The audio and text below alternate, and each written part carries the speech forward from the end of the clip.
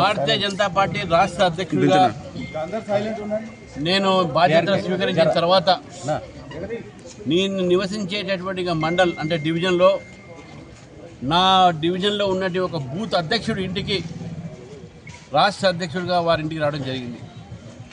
Bharatiya Janata party ఒక కార్యకర్తల party. కార్యకర్తల వెంట నేను ఉన్నాను.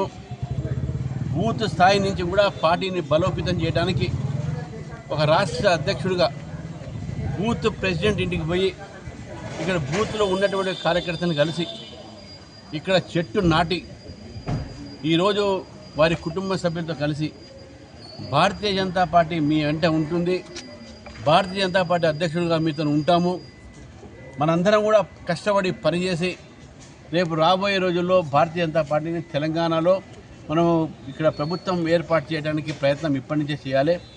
పార్టీ నిర్మాణం బూత్ నుంచే చేయాలి. బూత్ గెలుస్తేనే రేపు రాష్ట్రం గెలుస్తాము.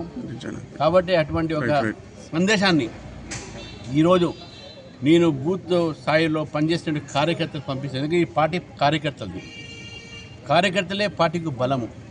కార్యకర్తలే ఒక వృక్షాన్ని వారు బలం ఇస్తారు. ఒక వృక్షము బలంగా ఉండాలంటే అది కింద దాని యొక్క రూట్స్ ఏవైతే ఉందో అది చాలా దాని వేర్లు అయితే ఉన్నాయో బలంగా ఉండాలి. మా వేర్లు అంటే కార్యకర్తలు. కాబట్టి ఈరోజు కార్యకర్త అధ్యక్షుడింటికి మీరు రావడము బూత్ అధ్యక్షుడు చాలా సంతోషంగా ఉంది.